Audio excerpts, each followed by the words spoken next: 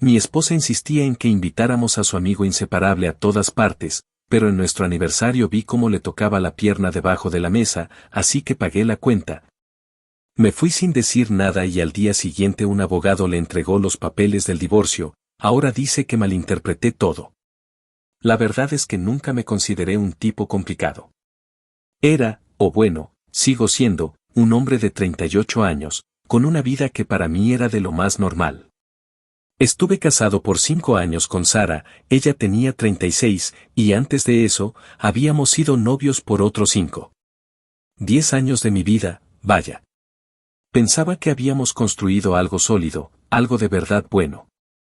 Vivíamos en una casita cómoda en los suburbios de Atlanta, teníamos a nuestros 2 perros que eran como nuestros hijos y, en general, nuestras vidas se sentían en orden. Yo me dedicaba al marketing, lidiando con campañas y clientes, mientras que Sara, con su lado más creativo, trabajaba como diseñadora gráfica. Nuestros horarios a veces eran un completo caos, con proyectos que nos consumían horas extras, pero siempre nos juramos que nos haríamos tiempo el uno para el otro, que nuestra relación era lo primero. Y, sinceramente, lo creí. Todo empezó a cambiar, sin que me diera cuenta de inmediato, hace un par de años. Fue cuando Sara de repente rescató del pasado a un viejo amigo de la universidad, un tal Mark. Al principio, no le di mayor importancia. ¿Quién no reconecta con gente de su pasado? Es lo más normal del mundo. Este Mark era de esos tipos que te caen bien casi al instante. Tenía un carisma natural, siempre con una broma a flor de piel que te sacaba una sonrisa, y lo que más me llamó la atención es que parecía realmente interesado en lo que le contabas.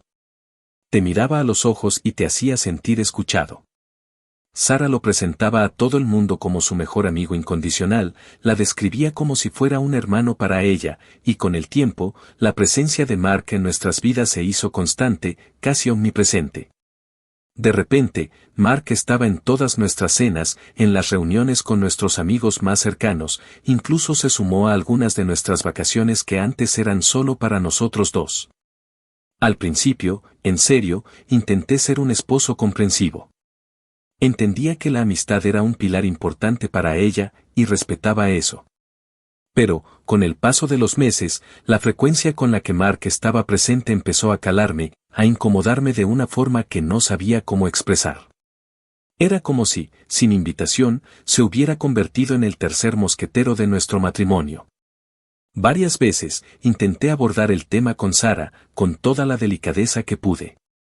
Le decía algo así como, oye, ¿no crees que Mark está pasando demasiado tiempo con nosotros últimamente? Quizás podríamos buscar más momentos solo para nosotros, ¿no crees? Y cada vez que sacaba el tema, ella se ponía a la defensiva de inmediato. Me respondía, casi con indignación, estás exagerando. Es solo mi amigo. ¿Acaso no confías en mí, en nuestra relación? Y con esa frase, esa simple pregunta, me hacía sentir como el peor de los celosos, el malo de la película por siquiera haberlo mencionado. En ese momento, ella ya usaba esa frase de malinterpretaste todo, incluso antes de que la situación se pusiera realmente fea. Yo, sintiéndome estúpido por dudar de ella, me retractaba y dejaba el tema por la paz, esperando que mi incomodidad se esfumara por sí sola. La noche de nuestro 5º aniversario de bodas, habíamos planeado ir a un restaurante elegante en el centro de Atlanta. Un lugar al que le habíamos echado el ojo por años y que siempre habíamos dicho que iríamos para una ocasión especial. Era nuestra noche. Cuando llegué a casa del trabajo ese día, Sara ya estaba lista, vestida elegantemente, se veía simplemente hermosa. Nos estábamos terminando de arreglar para salir cuando me soltó la bomba, así, sin más. Mark se nos unirá. Dijo que quería celebrar con nosotros. Mi corazón se desplomó en ese instante. Fue como si me hubieran echado un balde de agua helada. Era nuestro aniversario. Nuestro. No un evento de 3. ¿Pero qué iba a hacer en ese momento? ¿Armar un escándalo justo antes de salir, arruinar la noche por completo? Me tragué toda mi frustración, esa sensación de que mi pecho se iba a explotar de la rabia contenida, y puse mi mejor cara de está todo bien, no pasa nada. En el restaurante, todo transcurrió exactamente como imaginaba. Mark, con su personalidad arrolladora, acaparaba la conversación, soltaba sus chistes y anécdotas, y Sara se reía con él, una risa más fuerte, más genuina, que la que a veces me dedicaba a mí. Yo me sentía, literalmente, como un extra en mi propia celebración, un invitado más en una fiesta que se suponía que era nuestra. Nos sirvieron la cena y, en un momento dado, mientras Mark contaba alguna historia ridícula que hacía a Sara reír a carcajadas, lo vi. Fue un movimiento sutil, casi imperceptible si no estuviera prestándole atención. Mark, por debajo de la mesa, le tocó la pierna a Sara. No fue un roce accidental, de esos que pasan cuando mueves los pies. No. Fue un toque prolongado, vi su pulgar moverse suavemente sobre su piel. Y lo que me destrozó fue que Sara no se inmutó. No apartó la mano de Mark. Simplemente siguió riendo, como si nada estuviera pasando. En ese instante, sentí un nudo en el estómago, como si me hubieran dado un puñetazo en lo más profundo. Todo el rompecabezas de los últimos 2 años, cada pieza suelta, encajó en mi mente con una claridad dolorosa, las defensas de Sara cuando yo la cuestionaba, el tiempo excesivo de Mark en nuestras vidas. Mi propia incomodidad que había descartado 1000 veces como paranoia. En ese momento, no sentí una rabia desbordante, no era un arrebato ciego. En su lugar, me invadió una claridad fría, una lucidez aterradora. Me levanté de la mesa. Dije en voz alta, casi con una calma que me sorprendió a mí mismo, la cuenta, por favor. Sara y Mark me miraron fijamente. Ella con el ceño fruncido, una expresión de confusión. Él con una sonrisa que se había borrado a medias. Amor, ¿estás bien?, me preguntó Sara, con un tono que intentaba sonar preocupado. Sí, perfectamente, le respondí, mi voz sonando extrañamente plana. Cuando el mesero trajo la cuenta, la pagué con mi tarjeta de crédito, sin dudar un segundo. Me puse de pie, mirándolos a ambos. Disfruten el resto de su cena, les dije, mi voz aún no era la mía, sonaba como la de un extraño. Luego, sin esperar respuesta, sin voltear la mirada, simplemente salí del restaurante. No miré atrás, ni un segundo. El aire frío de la noche de Atlanta me golpeó en la cara, y aunque mi cuerpo temblaba por dentro, mi mente estaba increíblemente clara.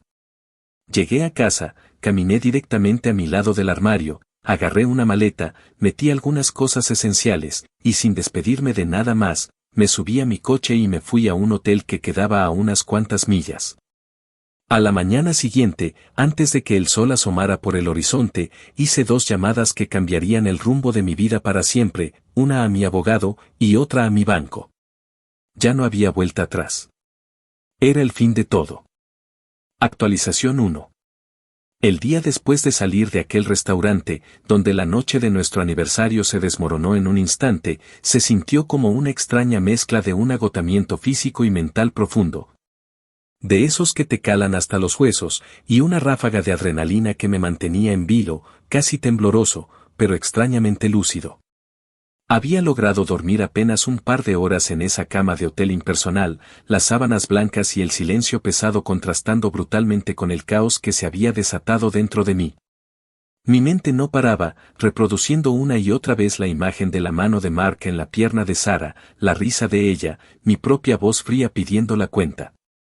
Era como una película de terror que no podía apagar. Mi abogado, David, es un tipo que conozco desde la universidad. Hemos sido amigos por años, compartiendo borracheras y penurias estudiantiles, pero, sobre todo, siempre he sabido que es un profesional de los pies a la cabeza. Alguien en quien se puede confiar ciegamente cuando las cosas se ponen feas. Le marqué temprano, aún con la resaca emocional de la noche anterior, y le conté la historia con cada detalle, sin omitir nada, con la mayor frialdad que pude reunir. Me esforcé por mantener la voz firme, por no dejar que la rabia o la tristeza me quebraran mientras relataba el escenario, la humillación, la claridad repentina que me había golpeado. David me escuchó con atención, sin interrumpirme en ningún momento, solo asintiendo de vez en cuando, sus ojos serios, pensativos. Cuando terminé, después de una pausa que se sintió eterna, simplemente dijo, entendido. Vamos a movernos rápido. Esa frase, corta y contundente, fue como un bálsamo para mi alma atormentada. Esa misma mañana, el proceso comenzó. Fue surrealista, casi como si estuviera viendo una película en la que yo no era el protagonista. Ver mi nombre y el de Sara impresos en esos documentos, la palabra divorcio en negrita, destacando cruelmente sobre el papel, me golpeó de una forma extraña. Era la confirmación final, el punto sin retorno. Cuando David me preguntó por la razón oficial para los papeles, le dije que quería que fuera diferencias irreconciliables. No buscaba un escándalo público, no quería arrastrar nuestros nombres por el lodo de la traición y la humillación ante el mundo. Solo quería salir de esa relación de la forma más limpia y silenciosa posible, aunque por dentro estuviera gritando. La verdad profunda detrás de esa frase era mucho más oscura y dolorosa, pero preferí mantenerla en el ámbito privado, al menos por el momento. Alrededor del mediodía, mi teléfono empezó a vibrar sin parar. Era Sara. Primero, los mensajes y las llamadas eran de preocupación, con un tono que intentaba ser cariñoso. ¿Dónde estás? ¿Estás bien? Me dejaste preocupada. Luego, el tono cambió a confusión, un poco de molestia. ¿Por qué te fuiste así? ¿Qué pasó anoche, en serio? Y finalmente, se volvieron abiertamente irritados, casi exigiendo una respuesta. Esto es ridículo, ¿qué estás haciendo? Dime algo, por favor. No respondía a ninguno de sus intentos de contacto. Sabía que su confusión inicial, esa máscara de la esposa preocupada, pronto se transformaría en algo completamente diferente, algo mucho más feo y predecible. Estaba preparado para ello, o al menos lo intentaba. Y, como un reloj, así fue. A eso de las 3 de la tarde, mi teléfono volvió a vibrar con un nuevo mensaje de Sara, pero esta vez el tono era de una furia descontrolada, palpable incluso a través de la pantalla. ¿Qué diablos son estos papeles? ¿Estás loco? Tienes que estar bromeando con esto. En ese momento, supe que David había cumplido su parte. Una de sus asistentes, una mujer discreta y eficiente, había ido personalmente a nuestra casa, a la casa que compartíamos, para entregarle los documentos del divorcio. Pude imaginarme su cara, la sorpresa inicial, la incredulidad total al ver el sobre, luego la furia ascendiendo por su rostro al leer la palabra divorcio. Ya no había vuelta atrás, la maquinaria legal estaba en marcha. Después de ese mensaje, la avalancha de llamadas y mensajes continuó, ahora con un tono de pánico y rabia mezclados, alternando súplicas con acusaciones. No puedes hacer esto. Necesitamos hablar. Estás malinterpretando todo. Mark es solo un amigo. Esa última frase, la misma excusa gastada, me revolvió el estómago. ¿De verdad seguía con esa mentira, incluso en este punto? No pude más. Decidí bloquearla, al menos por unas horas. Necesitaba un respiro, un momento de silencio para procesar la magnitud de lo que estaba sucediendo. La casa, nuestra casa, ahora era de ella, al menos temporalmente, y yo me quedaría en el hotel un tiempo más, navegando en esta nueva y extraña realidad que se cernía sobre mí. Actualización 2. Han pasado ya 2 semanas desde aquel caos inicial, desde que la asistente de David le entregó los papeles de divorcio a Sara, y el silencio de ella. Después de esa explosión de furia y confusión que me bombardeó por un par de días, es casi ensordecedor. Es una calma extraña, perturbadora, pero a la vez, increíblemente bienvenida. Los primeros 2 días después de que le llegaron los documentos fueron una auténtica tortura auditiva para mi teléfono. No paraba de vibrar con llamadas y mensajes de Sara, un torbellino de emociones descontroladas. Los mensajes eran erráticos, pasando de lo suplicante, casi rogando, necesitamos hablar. Esto es una locura. Por favor, arreglemos esto, te lo suplico, a lo directamente acusador, con un tono lleno de veneno, nunca te perdonaré por esto. Eres un cobarde por huir así, sin dar la cara. Parecía que su único objetivo era hacerme sentir culpable, arrastrarme de vuelta al pozo de la duda, pero ya era demasiado tarde para eso. Había cruzado el umbral del arrepentimiento, ya no había vuelta atrás en mi decisión.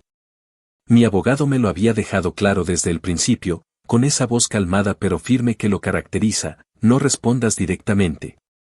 Toda la comunicación, absolutamente toda, debe pasar a través de mí. Y aunque fue una de las cosas más difíciles que he hecho en mi vida, ignorar a la persona con la que compartí una década, sabía que era necesario para mi propia cordura y para el proceso legal. Así que, cada vez que su nombre aparecía en la pantalla de mi teléfono, o cada vez que el tono de un nuevo mensaje me avisaba de su insistencia, simplemente lo ignoraba. No respondía, no me inmutaba.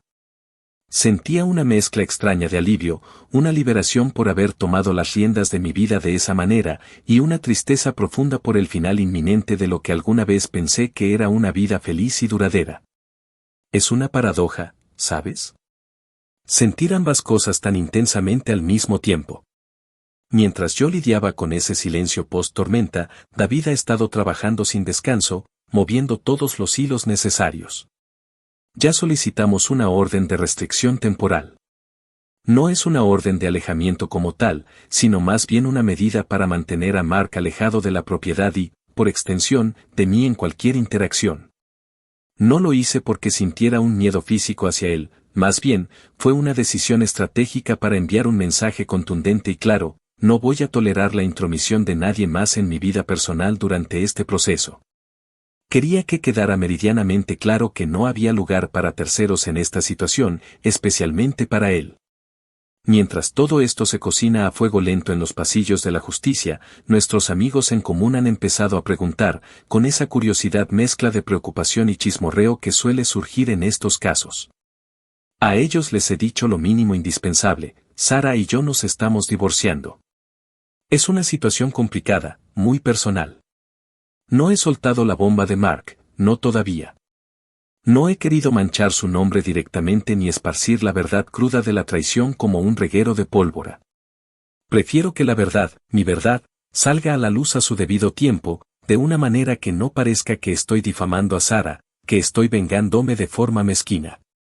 Quiero que la gente, nuestros conocidos, vean la situación por lo que realmente es, no por mi versión sesgada de los hechos, por muy dolorosos que sean. Mi objetivo es que la realidad se imponga por sí misma.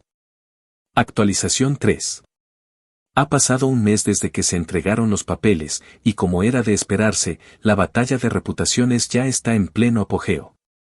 Sara, por lo visto, no ha podido contenerse. Nuestros amigos en común, esa red social que tanto nos costó construir, han empezado a tomar partido, algunos de forma abierta, otros con un silencio que grita más que 1000 palabras. He recibido llamadas de algunos, ofreciéndome su apoyo incondicional o simplemente queriendo escuchar mi versión de los hechos, con una genuina preocupación en su voz. Otros, en cambio, han optado por desaparecer de mi radar, lo cual me dice mucho sin que tengan que decir una sola palabra. Me han llegado rumores, contados con cautela por terceros, de que Sara está divulgando su propia narrativa, una en la que yo soy el loco celoso que malinterpretó una amistad inocente y que, para colmo, la abandonó en nuestro aniversario por una tontería. Duele, claro que duele escuchar eso, que la persona con la que compartiste tanto ahora te pinte como el villano de su historia. Pero, para ser honesto, ya no me sorprende. Es el mismo patrón que usaba para manipularme antes, la misma estrategia de desviar la culpa y victimizarse. Sin embargo, lo que sí me ha sorprendido gratamente es la reacción de algunos de nuestros amigos. Parece que no todos se tragan su historia completa. Un amigo cercano, que curiosamente también es colega de Sara en su trabajo, me llamó en secreto para decirme que Mark y Sara habían estado actuando de forma extraña en la oficina durante meses. Incluso antes de todo esto. Me contó que la gente los había visto almorzar juntos con una frecuencia inusual, casi diaria, y que Mark la visitaba en su oficina incluso cuando no había ningún motivo profesional aparente. Parece que no fui el único que notó esa excesiva cercanía, esa intimidad que traspasaba los límites de una simple amistad. Saber esto, que otros también lo vieron, aunque no dijeran nada, me dio una especie de validación silenciosa, un respiro en medio de toda la tormenta. David, mi abogado, me ha aconsejado mantener la calma y no rebajarme a su nivel. Me lo ha dicho una y otra vez: deja que ella hable. Eventualmente, la verdad siempre sale a la luz por sí misma, no necesitas ensuciarte las manos. Estoy intentando seguir su consejo al pie de la letra. He mantenido un perfil bajo, centrándome en mi trabajo, intentando mantener la cabeza ocupada y pasando todo el tiempo que puedo con mi familia. Mis padres han sido un pilar fundamental en todo esto, están devastados por la situación, pero me han respaldado incondicionalmente, ofreciéndome su casa y su apoyo emocional. Saber que cuento con ellos me da una fuerza que no sabía que tenía. Sara, por su parte, sigue intentando apelar a mi piedad a través de nuestros amigos, diciéndoles lo devastada que está y que no entiende por qué estoy haciendo todo esto. Es su manera de intentar presionarme, de que me sienta culpable y ceda. También está intentando negociar directamente conmigo, lo cual es inútil porque ya le he dejado claro que toda comunicación debe pasar por mi abogado. La frialdad y la profesionalidad con la que David maneja cada propuesta suya, cada intento de acercamiento es una fuente constante de consuelo para mí. Parece que ella esperaba que yo cediera, que me arrastrara de vuelta, pidiendo perdón y suplicando que volviéramos, pero esa puerta, esa posibilidad, está completamente cerrada. Actualización 4. Han pasado 3 meses desde que todo explotó, y aunque la fase de descubrimiento legal ha sido un verdadero dolor de cabeza, con papeleo y reuniones tediosas, también ha resultado ser una revelación. Una que me ha dejado con el estómago revuelto, pero con una claridad innegable. David, mi abogado, solicitó los registros financieros de Sara, y fue allí donde encontramos algo que me heló la sangre. Había estado haciendo transferencias mensuales, desde hacía más de un año, de cantidades significativas de dinero a una cuenta que no estaba a mi nombre, ni siquiera a su nombre exclusivo. Era una cuenta conjunta entre ella y Mark. No eran los típicos gastos compartidos que dos amigos podrían tener, de esos que a veces surgen cuando salen a cenar o van a un concierto. Las cantidades eran demasiado elevadas para eso, iban más allá de lo razonable. Era como si Sara estuviera financiando, o al menos subsidiando, una parte importante de la vida de Mark. Pero eso no fue todo. Entre esos mismos registros, mi abogado descubrió recibos y confirmaciones de viajes que hicieron juntos, sin mí, con la excusa de viajes de trabajo o escapadas de fin de semana con amigos. Lo más doloroso fue que las fechas de esos viajes coincidían perfectamente con las épocas en las que Sara me decía que estaba visitando a su hermana enferma en otra ciudad o que había ido a cuidar a su tía lejana que necesitaba ayuda. Cada mentira, cada excusa que me había dado, ahora tenía una prueba irrefutable, un recibo que lo confirmaba. Cuando David me mostró toda la evidencia, la pila de documentos, los estados de cuenta resaltados y las confirmaciones de vuelo, sentí un escalofrío de confirmación que me recorrió la espalda. Era la prueba definitiva, la confirmación de mis peores sospechas. No solo me había sido infiel emocionalmente, algo que ya sospechaba con la intromisión de Mark, sino que había estado mintiéndome descaradamente a la cara durante meses, quizás más de un año. Lo más grave era que estaba usando nuestro dinero, el dinero que habíamos ahorrado juntos para nuestro futuro, para financiar su doble vida, sus encuentros con Mark. La traición se sentía aún más profunda, más hiriente. Mi abogado me explicó que toda esta evidencia reforzaba mi caso para un divorcio sin culpa, lo cual era crucial para proteger mis intereses. Y lo que es más importante, me dijo que todo esto podría afectar significativamente la división de bienes y, lo que era un punto vital para mí, la posible pensión conyugal. La sola idea de tener que mantener, aunque fuera con una pequeña cantidad, a alguien que me había traicionado de esa manera, que había jugado con mi confianza y mi dinero, me daba náuseas. Decidí, en ese momento, no confrontar a Sara con esta nueva información. No quería darle la oportunidad de inventar otra excusa, de preparar una nueva mentira. Dejaré que David lo haga en el momento oportuno, en el lugar adecuado.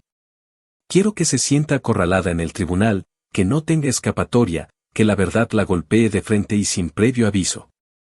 La ironía de ella, diciendo una y otra vez que malinterpreté todo, ahora es casi cómica.